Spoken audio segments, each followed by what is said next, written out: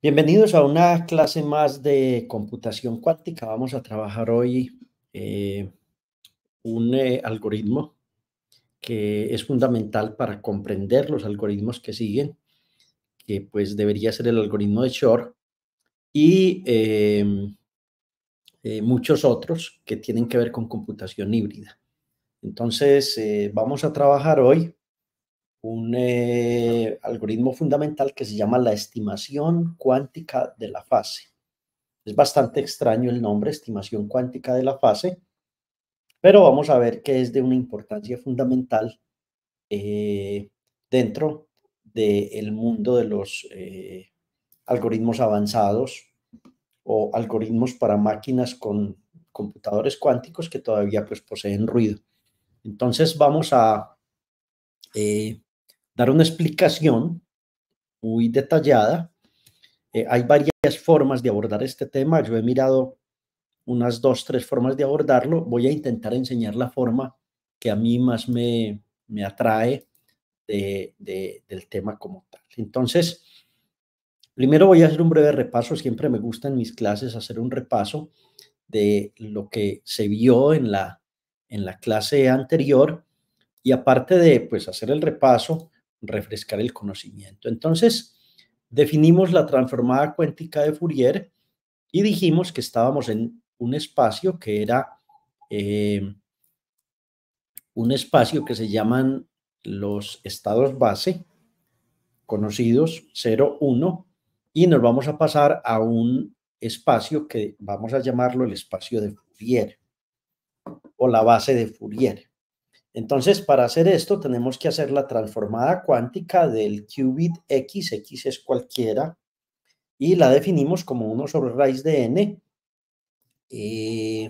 la sumatoria desde y igual 0 hasta n menos 1 de estos valores e a la 2pi por i, y aquí hay una multiplicación muy interesante que es x por y sobre n, que es el número de qubits, por y. Bien, en computación cuántica n siempre será 2 a la n, x será un estado compuesto de diferentes qubits de manera tensorial de x1, x2, x3, x sub n, y la salida pues va a ser el estado y, que es realmente la abreviación del producto tensorial de y sub 1, del ket y sub 1 tensorialmente con el ket y sub 2 tensorialmente con ket y sub 3 y así sucesivamente. A esto se le llama la base de Fourier. Listo, esto es muy importante porque estamos haciendo prácticamente un cambio de base. Ok, interesante y bonito esto lo discutimos en nuestra clase anterior. En esa clase también vimos que al hacer el circuito deberíamos hacer un swapping de los resultados que se presentaban a esta salida. Entonces esta compuerta quería decir como esa inversión que hay que hacer de los resultados. Pero vimos que para 3 qubits, 0, 0, 0 o 0, 1, 1 o 1, 1, 1, cualquiera de ellos, pues construir la transformada cuántica de Fourier era un asunto de aplicar una compuerta de Hadamard y unas matrices de rotación que tenían que ver con una rotación en pi medios y en pi cuartos. Entonces, recuerden ese video anterior o repasen ese video anterior para que más o menos vayan dándose cuenta cómo fue que lo hicimos. Bien, quiero hablar y quiero como mostrar una tesis doctoral que me ha impresionado, que es la tesis doctoral de un estudiante francés. Se llama Julien Gacon, no sé cómo se pronunciará. Es del 1 de marzo del 2024 y dice algoritmos cuánticos escalables para computadores cuánticos ruidosos. Entonces, buena parte del material que voy a ir trabajando a futuro va a salir de este trabajo doctoral. ¿Cómo encuentran esta tesis doctoral que está disponible para cualquiera? Simplemente con este número entran a Archive, que es la plataforma abierta de la Universidad de Cornell, y le dan buscar 2403.00940. He estado estudiando en detalle este trabajo dirigido por Stephen Warner de Zurich IBM, y me ha parecido un trabajo muy, muy interesante que pues ayuda a comprender muy, muy bien lo que es el estado del arte de los algoritmos actuales para computadores cuánticos que no están libres de errores o libres de errores, y pues estaré conversando bastante de esto. De ese artículo me he tomado el atrevimiento. Aquí está pues el número del artículo. No, es una tesis doctoral, de 200 páginas, 200 y tantas páginas. Me he tomado el atrevimiento de ir estudiando, tomar algunas imágenes que nos van a dar más ideas de por qué vamos a trabajar este algoritmo de la fase cuántica. Entonces, primero empecemos con los 4 tipos de computadores cuánticos que existen actualmente. Hay unos que se llaman los computadores cuánticos basados en átomos naturales, ¿cierto? O neutros, ¿sí? Este es un tema que todavía no ha estudiado el profesor bastante, pero es un tema bastante fuerte en la actualidad. Un tema bien interesante sobre cómo hacer computación cuántica con átomos neutros o naturales. No sé cuál es la diferencia entre los dos nombres. Hay otros tipos de computadores cuánticos que son los basados en circuitos superconductores, que son los que más hemos trabajado en este curso, y donde pues lo que tenemos son unos estados base formados por un circuito muy particular que en una sesión posterior vamos a explicar.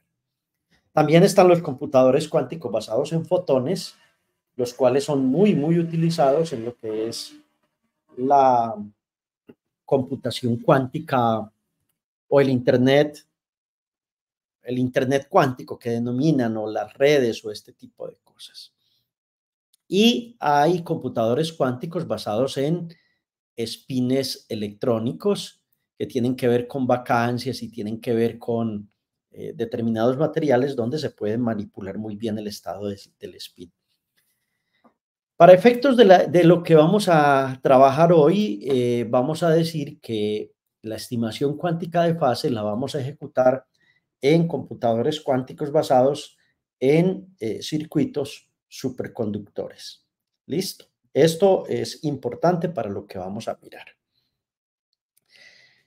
Otro repaso importante. Recuerden que nosotros siempre nos vamos a ir moviendo en la esfera de Bloch, y en la esfera de Bloch lo que vamos a tener es lo siguiente. Vamos a tener un estado fundamental, que es el estado 0 sobre el eje Z, y el estado 1 sobre el mismo eje Z. Estos son los estados base, o el qubit X que llamábamos en la primera diapositiva. Pero estos qubits se pueden poner en un estado de superposición usando las compuertas de Hadamard, y entonces observen que sobre la esfera de Bloch uno puede poner un qubit en un estado superpuesto. Si recuerdan, una compuerta de Hadamard es hacer una transformada o una QFT, probablemente, o la más simple de las transformadas cuánticas de Fourier, como tal. Hay otros dos ejes muy bonitos que luego miraremos, se llaman el left and right, o el KET-L y el KET-R.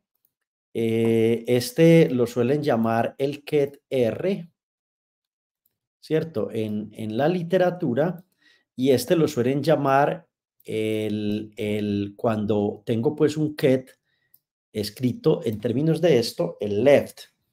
Y tienen que ver con estos dos ejes imaginarios que tengo sobre Y, que son el más I y el menos I. Entonces, Bloch fue un hombre que trabajó mucho toda la física nuclear, pues le dio un impulso muy grande a todo esto y esto es heredado de la física nuclear. Esta visualización de un qubit Q, el qubit Q puede verse como una rotación sobre esa esfera de Bloch imaginaria donde hay unas componentes B1, B2 y B3, ¿cierto? Entonces, si yo borro esto, vamos a encontrar que la proyección de este eje va a ser B1, la proyección de este eje va a ser B2 y la proyección de este eje va a ser B sub 3. Y entonces el qubit Q que tenemos acá, pues lo que nosotros hacemos es moverlo siguiendo unas operaciones o unas compuertas cuánticas, en el caso de qubits de computadores basados en superconductores, sobre esa esfera de Bloch. Para mostrar un poquito más lo que era la rotación que hacíamos para llegar por ejemplo, hacer la transformada cuántica de Fourier, observen que uno puede tener este qubit Q y sencillamente aplicar una compuerta de rotación y lo que va a obtener es un X de Q porque esta X pues es la matriz de rotación sigma X. Esto es simplemente con el ánimo de ilustrar el entorno en el cual estamos haciendo este curso de computación cuántica. No se nos puede olvidar Erwin Schrödinger. Esta ecuación a mí me parece muy bonita. Cuando yo estudié física, pues siempre me encantó la historia de Schrödinger y de su ecuación. Se fue un fin de semana con una amiga para un chalet en Suiza y apareció con la ecuación de forma milagrosa. Esta ecuación dice que la energía de un sistema cuántico multiplicada por la función de onda que describe ese sistema cuántico va a ser igual a el número imaginario I por la constante de Planck por la derivada con respecto al tiempo de esa función de onda psi. Esto se suele escribir, perdón, como un hamiltoniano. Un hamiltoniano, para aquellos que no pues lo tengan claro, no es más que la suma de la energía potencial o la energía cinética más la energía potencial del sistema. En la computación clásica siempre se intenta resolver esta ecuación diferencial y se utilizan métodos aproximados para esto. En la computación cuántica, la forma de abordar esta solución es muy diferente y esa es una discusión de fondo que tiene que ver con elementos importantes.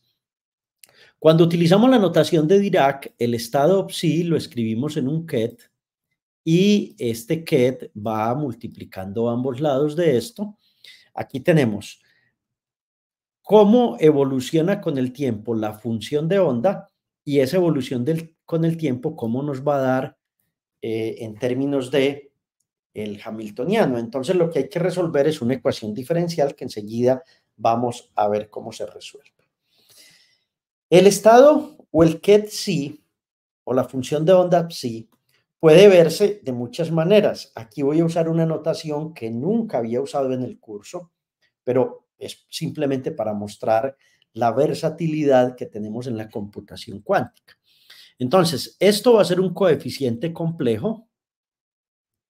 En general son coeficientes complejos. Y vamos a tener, por ejemplo, dos estados de spin. En el caso de una partícula, un spin up y un spin down. O en el caso de un fotón, una polarización en un sentido y otra polarización en otro sentido. En términos generales, uno puede escribir, miren la computación cuántica como es de bella, uno puede escribir esa función psi en términos de muchos coeficientes que dependen de la orientación del spin de los fotones y estos van a ser los ket que van a ir acompañando cada uno de esos coeficientes. Entonces uno puede codificar eso como 0, 1, 1, 0, etcétera, y puede decir, bueno, si está arriba es un 0, si está abajo es un 1, y es otra forma de codificar. Lo que quiero mostrar aquí es la versatilidad que tiene uno en computación cuántica para hacer tantas cosas. En general, uno puede escribir la función de onda psi como la sumatoria desde un k igual 0 hasta 2n a la menos 1 de los coeficientes complejos de sub k por el ket k. Y en la clase pasada me gasté un rato explicando algo que era bueno. ¿Y qué es lo que realmente significa el ket 0110? Entonces hay una notación que se denomina la notación binaria de los kets. Esa notación significa que en el caso de fotones, esto es un spin up, el 0. El 1 es un spin down, el 1 es un spin down y el 0 es un spin up. Entonces es una equivalencia en la codificación de los estados cuánticos que pueda tener esa función de onda, ese ket psi. Pero también esto se puede escribir de una manera aún más curiosa que la discutí la clase pasada, y es, esto puede ser el ket 6. ¿Por qué? Porque tomas este 0, lo multiplicas por 2 a la 3, tomas este 1, voy a poner otro color para que ustedes estén felices y me entiendan un poco más, y lo multiplico por 2 a la 2, y tomo este 1 y lo multiplico por 2 a la 1 y tomo este 0 y lo multiplico por 2 a la 0. Entonces, miren, tres formas de escribir un ket en computación cuántica. ¿Listo? Bien. La ecuación anterior se puede resolver de muchas maneras. Una de las maneras de resolverla es utilizando estos términos y encontrando los valores de h sobre el ket j y el ket k y los c sub k, ¿cierto? Es una forma de resolverla, pero hay otra forma mucho más elegante que es esta que les voy a mostrar. Hay un matemático, Seth Lloyd, que es un hombre de los que más le ha aportado a la computación cuántica. Seth Lloyd trabajó en un algoritmo que lo vamos a ver a futuro, que se llama el algoritmo HHL. Listo. Esta L viene de Lloyd. Los otros dos son los otros dos autores del artículo, que en su debido momento les voy a contar cómo es esto.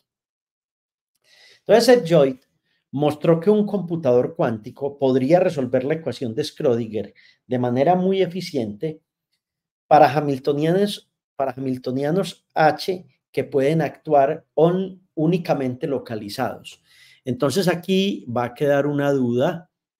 Quien quiera mira la referencia número 38 de la tesis doctoral de este doctor francés que les hablé al inicio, para que se den cuenta qué es lo que significa esto. Esto es un poco de alta costura aquí, pero en términos generales, lo que Joy dice es lo siguiente, vea. Usted podría tener un operador unitario que evolucione en el tiempo y que sea igual a e a la menos i h por t, y entonces lo que hay que encontrar, ¿cierto?, es ese hamiltoniano y obviamente ese número de Euler elevado a la menos i h por t. Eso se vería facilísimo, pero no es fácil. Es un tema de computación cuántica de los que es fuerte y muy bonito en el mundo actual. Bien, para terminar este repaso, simplemente les quiero decir que la computación clásica está formada por compuertas AND, OR, XOR, etcétera. En la computación cuántica lo que vamos a tener son un conjunto de qubits de entrada, ¿cierto? Y unos estados que van a ir cambiando este, y así sucesivamente. Y que esta computación cuántica tiene una propiedad que no la tiene la clásica, y es que es reversible. Eso tiene unas implicaciones gigantes muy fuertes para lo que vamos a ir mirando a futuro en este curso. Esta es una forma de escribir un conjunto de bits K que van a dar cuenta de lo que ocurre aquí en este computador clásico. Y ya estoy llegando al tema que me interesa. Simplemente quiero dar este abrebocas para que cuando lleguemos al tema, pues tengamos claras muchas cosas. Observen que un ket K, que por ejemplo equivale a este ket número 2, ¿cierto? Que sería 0, 1, 0. Es la posición 2, o es el número decimal 2, pero en binario sería 0, 1, 0. Es equivalente a tener esta notación en un vector columna. Y a medida que ustedes avancen en computación cuántica, van a irse moviendo más en esto y entendiendo las notaciones y comprendiendo cada uno de estos elementos. Entonces, vamos a tener un operador unitario actuando sobre una función psi de onda, un ket psi, y esto me va a dar unos coeficientes por el operador unitario actuando sobre K. Y prácticamente la base de lo que vamos a ver ahora está en este tipo de expresiones, que no la voy a explicar en detalle ahora, pero la voy a explicar en 2 o 3 diapositivas más. ¿Ok? Bien, esto es un circuito cuántico tal cual lo he venido trabajando a lo largo del curso. Este circuito cuántico tiene una entrada ket 0 en su primera línea, ket 1 en su segunda línea y ket 1 en su tercera línea. Pasa por un Hadamard, luego pasa por una compuerta de control, luego hacemos un swap, luego hacemos una compuerta de rotación.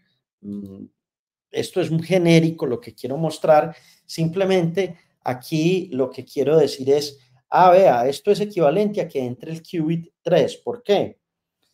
Ya lo deben saber por la multiplicación anterior. 0 por 2 a la tal, 1 por 2 a la tal, 1 por 2 a la tal, ¿cierto? 0 por 2 a la 2 más 1 por 2 a la 1 más 1 por 2 a la 0 les va a dar 3. Cuando pasa por Hadamard, esto se va a convertir en una notación decimal en esto. Cuando pasa por esta compuerta no controlada, se convierte en esto. Cuando pasa por esta, se va a convertir en un swap a ese qubit. Tan los intercambia. Y luego, cuando pasa por la de rotación, se va a convertir en este qubit. Otra notación más dentro de la computación cuántica. Importante, ya en el video número 26-27, pues en esta clase número 27 ya ustedes están con una habilidad buena para ir comprendiendo estos temas que son mucho más avanzados y que nos sirven luego en la parte de algoritmos. Vamos a medir. Tenemos 3 posibilidades. Obtuvimos un 1 en este, un 0 en este, un 1 en este, un 0 en este, un 1 en este, un 1 en este. La probabilidad de cada una de esas medidas será un medio, porque la suma de las probabilidades va a dar 1. No voy a mostrar esto en detalle, cómo es que se hace, porque no es la esencia de mi clase. Ustedes lo pueden verificar cada paso en el circuito que voy a explicar ahorita. Van a ver cómo se hace de una manera distinta. Entonces, tenemos, Set-Joy nos propone que si el hamiltoniano es local, entonces se puede resolver de esta manera. Tenemos que un qubit Q se puede escribir en términos generales de esta manera, que si tenemos la base estándar o base canónica de computación cuántica, acuérdense los dos estados en la esfera de Bloch, entonces vamos a tener esto. Y que si ese qubit, Q o Q, está en un estado cualquiera dentro de la esfera de Bloch, pues estará dado por los coeficientes C sub 0, C sub 1. El estado psi puede ser el producto tensorial de todos esos ket Qn, Qn-1, Q sub 1. Esto se puede escribir así y vuelvo a la notación que les dije. Hay una forma de decir que un qubit K se puede escribir como la forma binaria de K, ¿cierto? K sub M. Esto es la forma binaria. Este bin significa que vamos a escribir este qubit como 0, 1, 1, 0, por decir algo, y cerramos el get. A eso se refiere esa parte como tal. Esta, si no la van a entender, la puse aquí porque es un tema que debemos tratar en una de las clases siguientes. Y es el tema de la matriz de densidad de estados puros y de estados mixtos. Rho se suele llamar la matriz de densidad. Si el estado es puro, puro significa que está sobre una base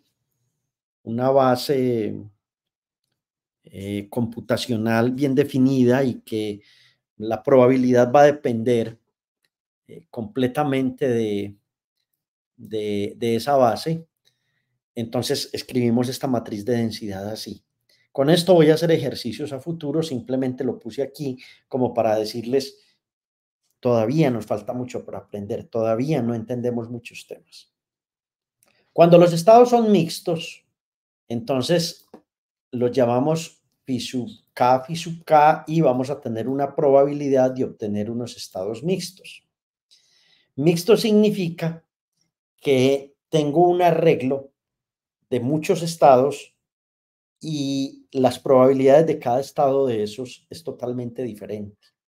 Entonces, voy a tener que trabajar con una matriz de densidad totalmente diferente. Y aquí, cuando tomo una matriz de densidad 1, una matriz de densidad 2, al encontrar la traza voy a encontrar un elemento muy, muy importante dentro del estado cuántico. No les voy a decir cuál, pero más o menos lo pueden intuir de aquí cuando hacemos esto, si se acuerdan de las clases pasadas.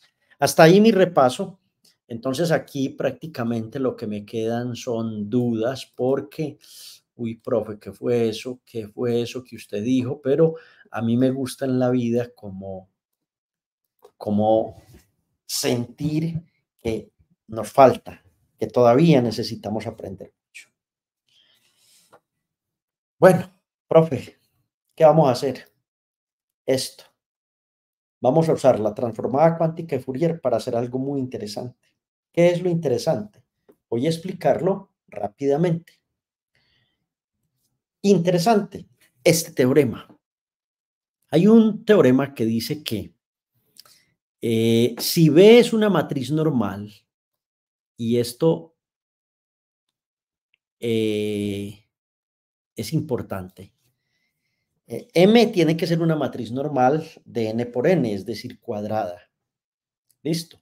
Con coeficientes complejos. En general son complejos porque los estados tienen que estar dados en un espacio que es el espacio de Hilbert, ¿cierto? Entonces, se puede crear una base ortonormal de n dimensiones de vectores complejos de manera tal que uno puede tener la matriz M expresada en términos de esto. ¿Y esto qué es, profe? Miren esto. Esto se parece a lo que vimos ahorita. Esto se parece a lo que vimos ahorita. Pero no los voy a complicar ahí, simplemente les voy a decir que miren el teorema espectral en su curso de álgebra lineal o estudienlo, porque es un teorema fundamental para poder entender este algoritmo que vamos a trabajar. Entonces lo que va a pasar es que la matriz M se puede escribir como unos vectores, unos autovalores, digamos, lambda sub k, que multiplican estas cantidades, que fue lo que yo llamé ahorita la matriz de densidad. Pero se pueden mirar de esta manera. sin mayores problemas. Para lo que vamos a hacer no vamos a meternos tan fuertemente porque pues todavía no entendemos mucho eso. Otra forma de escribir esta expresión, ¿cierto? Es decir que la matriz M aplicada a un ket phi sub j me va a dar unos autovalores lambda sub j por phi sub j. Y esto es una cosa muy profunda dentro de la mecánica cuántica y dentro de la computación cuántica. De manera general, una matriz U o un operador U aplicado a un estado, a un ket psi, va a ser igual a lambda psi. Entonces nosotros vamos a llamar lambda de una manera muy particular. Lambda es un autovalor de U y este psi es un autovector que corresponde al autovalor. Por allá en una de las primeras clases yo expliqué un poquito cómo entender los autovalores y los autovectores, ¿sí?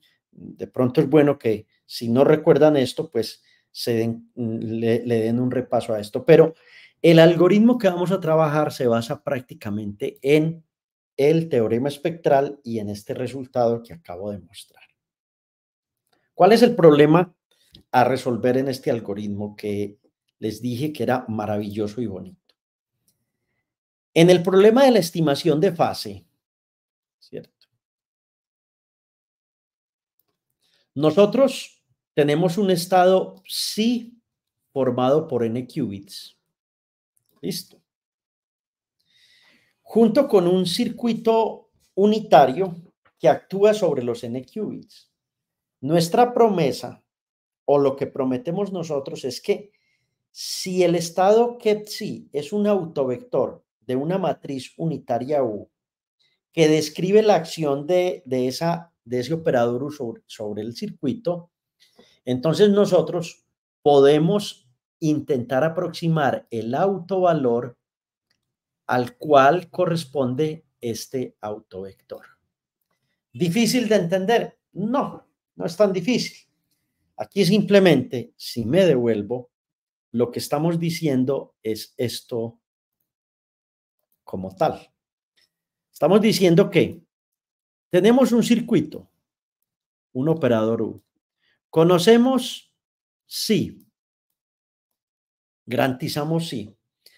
Entonces este lambda es un lambda muy particular. Ese autovalor es muy particular y es igual a e a la 2 pi i por teta. Es la fase. Listo. Entonces teta siempre va a estar entre 0, menor o igual que 0, menor que 1. El objetivo del algoritmo es encontrar teta. Y ustedes dirán, uy, profe, pero ¿para qué vamos a encontrar teta? La estimación de esa fase es fundamental para poder definir todo lo demás que ocurre en el sistema. Entonces el problema es, un ket psi, ¿cierto? Un circuito unitario, ya sabemos que es un operador U igual a U adjunto, a U Dagger. Listo. Y lo que prometemos es que sí va a ser un autovector de U, ¿cierto? Eso es lo que nosotros tenemos que garantizar. La salida va a ser aproximar el número teta que está dentro, teta menor o igual que 0, menor que 1. Por eso es que está dentro de estos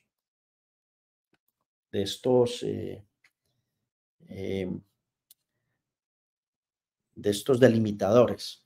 Entonces, lo que tenemos que hacer es satisfacer esta bendita ecuación. La estimación cuántica de fase significa encontrar teta. Encontrar teta. Conocido U, conocido psi, y garantizando que psi es un autovector de U. Ese es el problema. Como cuando tenías en álgebra x más 4x menos x a la 2 igual 0, ¿cierto? Entonces, qué cantidad de líos teníamos nosotros para resolver una ecuación de estas. Entonces, le decían a uno, bueno, ¿y cuál es el valor de x que satisface esa ecuación? ¿Cierto? ¿Cuál es el x? Aquí lo que tenemos es, bueno, ¿y cuál es el teta que va a satisfacer esto? Va a satisfacer el autovector u, ¿cierto? Y dado como entrada este u y este c. Uno cuando ve esto la primera vez no le ve como tanta sustancia, pero a medida que sigan avanzando en estos algoritmos de computación cuántica, van a decir, no, no, no, qué falta de visión la de uno. O sea, ¿por qué uno no es capaz de ver esto cuando los demás sí lo ven? Claro, es que los demás son matemáticos, son físicos, son estadísticos, son gente muy genial, que trabaja y trabaja y trabaja y va haciendo cosas maravillosas para que luego uno las entienda. Bien, este es el problema tal cual lo planteamos ahorita. Miren el KET-C y miren que lo que parece que tenemos que resolver es este conjunto de operaciones unitarias u de 2 a la 0, u de 2 a la n-2, u de 2 a la n-1 aplicados a estos estados que entran. Y observen que lo que tengo aquí es el producto tensorial de muchos estados iniciales 0. Entonces, el asunto aquí es que la transformada cuántica de Fourier, pero inversa, no la normal, es la que nos va a permitir hacer este cálculo. Encontrar teta. Este es nuestro objetivo. Ese es el objetivo que tenemos en la estimación cuántica de fase. Los algoritmos híbridos y todos los algoritmos que veamos de aquí en adelante van a estar muy fundamentados en ese bendito teta. Bueno, ¿de dónde o cómo voy a explicar esto? Ya les dije en la clase anterior que hay un doctor en computación cuántica, que es Abraham Asfaw, un joven que explica de manera maravillosa el algoritmo de Shor, la estimación, la Quantum Phase Estimation y la Quantum Fourier Transform, las explica muy, muy bien. Para mí es la mejor explicación que he tenido y pues de ahí es de donde yo saco esto y voy a valerme de las notas de Abraham Asfaw y explicarles a ustedes de acuerdo a lo que yo entendí de él. Pero si ustedes quieren hacerlo más detenidamente también y seguir a Asfaw, pues vale la pena que miren lo que él hizo. Esto es una escuela, Qiskit, creo que fue por allá en el 19 o en el 20, cuando empezaron a hacer las escuelas Qiskit globales para que todo el mundo las viera y trabajara en ellas. Entonces, tengo entradas, un KET 0 y vimos que este señor lo ponemos en un producto tensorial y ese producto tensorial decimos que es n, ¿cierto? N veces 0. Un estado conocido, ket phi sub j, y vamos a entender qué es la estimación de fase, ¿cierto? Lo que vamos a obtener a la salida va a ser teta sub j, que es la fase estimada, y el autovector phi sub j. Esta imagen la saqué de un curso de la Universidad de Illinois. Muy, muy bueno ese curso, bastante bonito. Tengo que mirarlo más en detalle porque vale la pena que lo trabajemos bien. Entonces, el ket phi sub j va a ser un autoestado de U porque va a cumplir la ecuación que les dije al inicio de esta parte. Y es que el operador U o la matriz U aplicada al ket phi sub j va a ser igual a E a la 2 pi teta sub j por phi sub j. Y ya no repito más, nuestro objetivo es encontrar una cosita aquí maravillosa. Listo. Entonces, este algoritmo se vale de dos cosas. Unas compuertas U que me van a permitir hacer esto y unas compuertas cuánticas que me van a permitir estimar la fase como tal.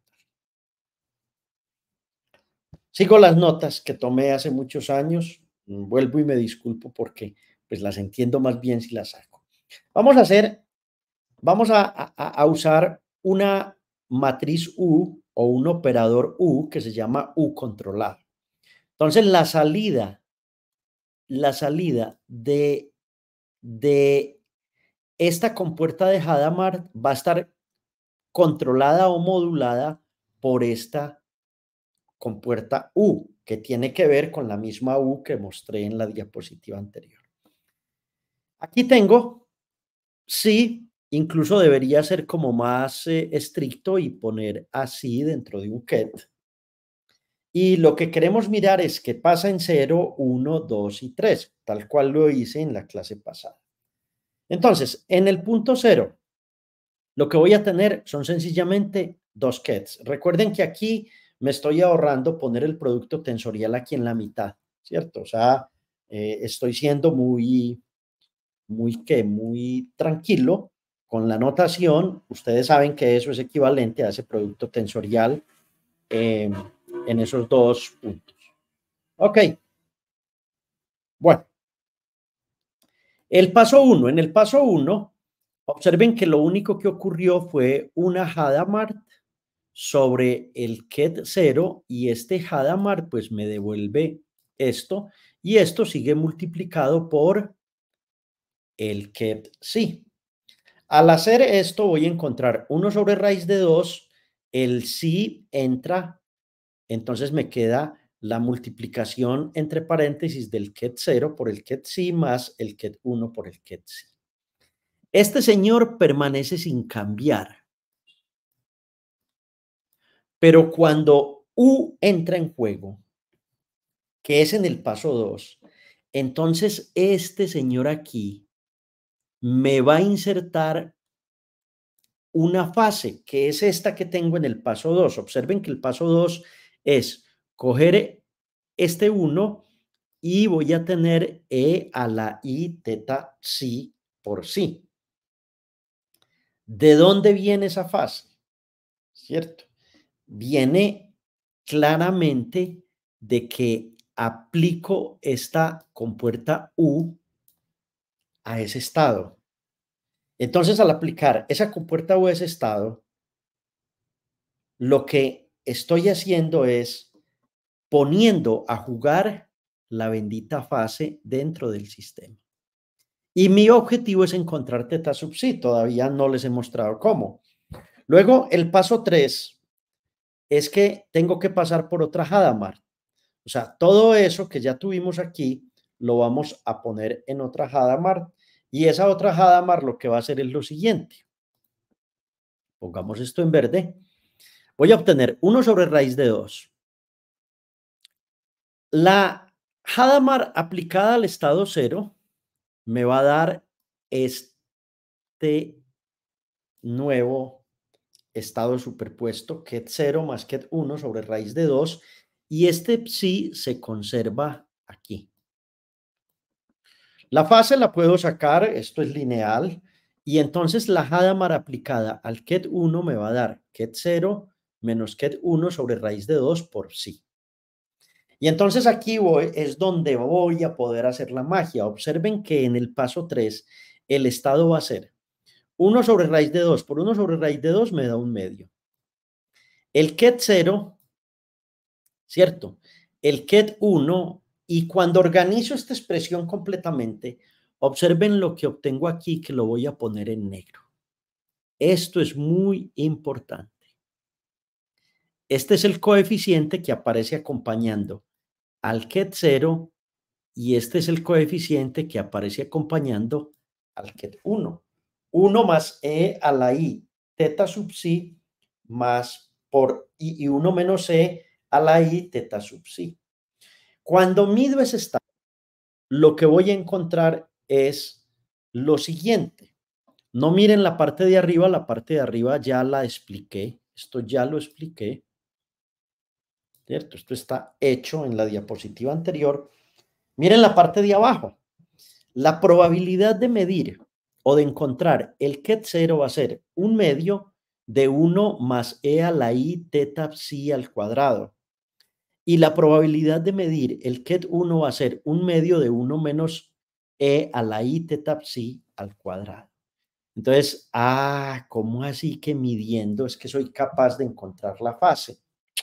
Exactamente, eso es una maravilla de maravillas. Por ejemplo, si ustedes suponen que teta sub psi es 1 grado, la probabilidad de encontrar el estado 0 reemplazando teta sub psi aquí por 1 grado, ¿cierto? Lo pueden pasar a radianes, va a ser 0.999 y 7.6 por 10 a la menos 5 para la probabilidad de encontrar el ket 1.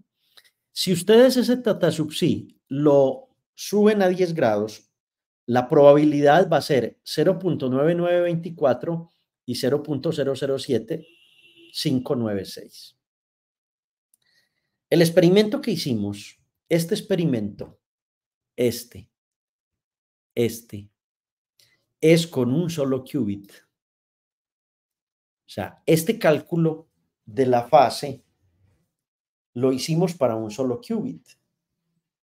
Pero ¿qué tal si usamos muchos más qubits? Entonces aquí la idea es cuando pongo muchos qubits, tengo que usar Hadamard a la tensorialmente a la n y entonces tengo que usar un conjunto de compuertas U de 2 a la 0, U de 2 a la n-2 para cada qubit para poder poner el elemento de fase.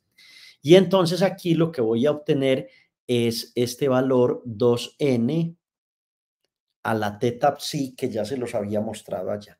Pero la forma de hacer esto es usando una QFT inversa. Entonces aquí les voy a mostrar eso. Aquí les voy a mostrar que cuando tengo n qubits de entrada, lo que voy a obtener es un ket que es 2 a la n teta sub psi. ¿Listo? Y este 2 a la n teta sub psi es dado por esta QFT a la menos 1, que todavía no he explicado por qué es esa QFT a la menos 1. Pero miren cómo es de fácil. En el paso 0, 0 estados tensorialmente a la n. En el paso 1, Hadamard tensorialmente a la n por sí. Y aquí viene una cosa interesante. Observen que cuando aplico al U2 a la X, o sea, miren que esto es U2 a la 0, U2 a la n-2, U2 a la n-1 y así sucesivamente. Cuando aplico esto, puedo hacer un poquito de álgebra y encontrar que esto es U2 a la x-1 por U, propiedad de los exponenciales por sí. Entonces esto va a dar U2x a la menos 1 por e a la i teta sub psi por sí. Ahora vuelvo y hago lo mismo. U2 a la x menos 2 y obtengo e a la i teta psi, e a la i teta psi por esto. Y el paso final es que voy a ir encontrando estas fases en estos términos. E a la i teta sub psi 2n a la menos 1.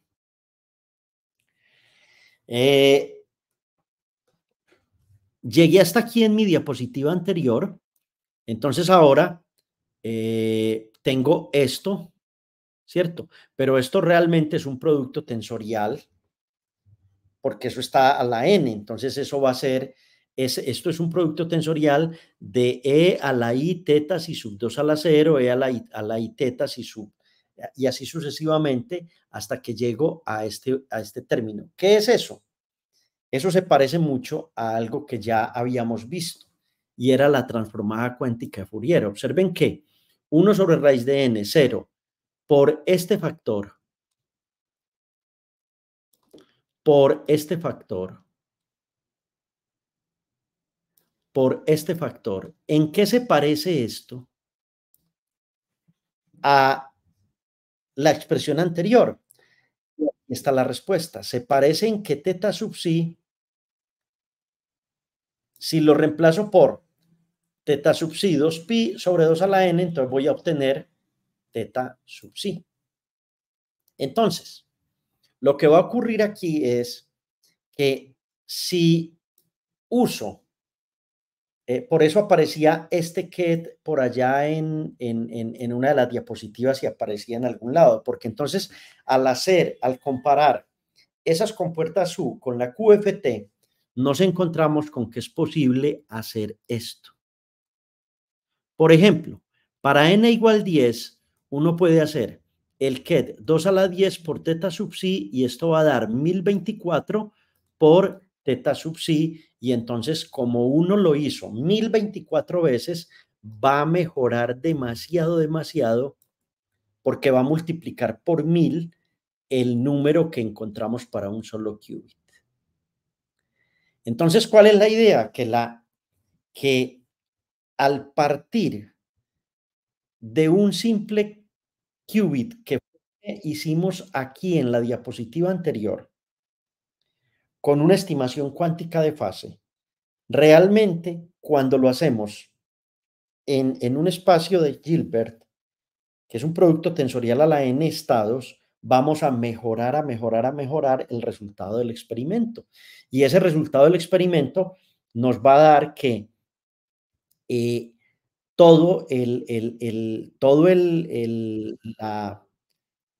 la parte de estimación cuántica de la fase tiene que ver con aplicar estas compuertas que dijimos que nosotros sabíamos cuáles eran y al final utilizar una QFT inversa para poder estimar la fase.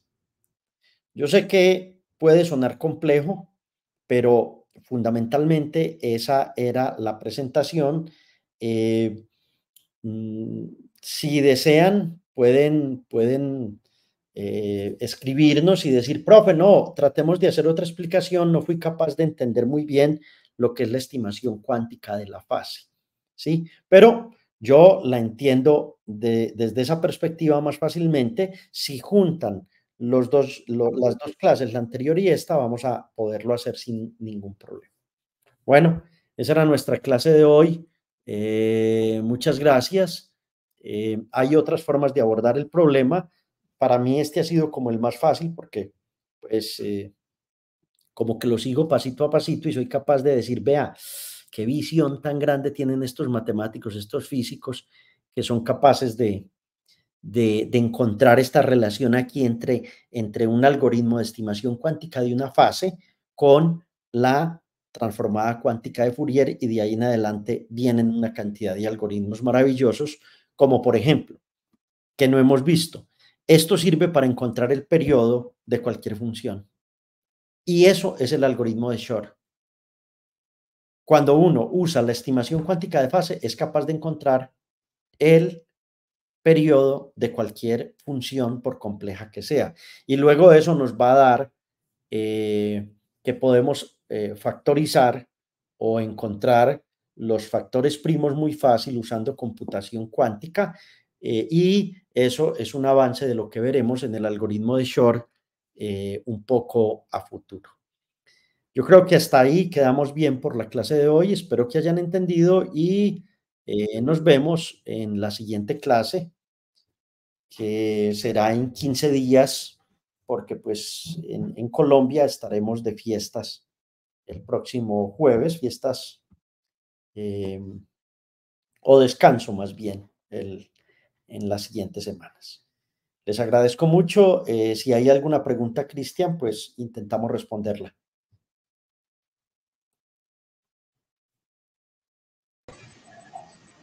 Hola, profe. El día de hoy no tenemos preguntas, así que yo creo que podemos dejar así por hoy. Me disculpan que hoy no nos acompañe pues se darán cuenta que estoy un poco gestionado. Entonces nos vemos en 15 días, a la misma hora por el mismo canal.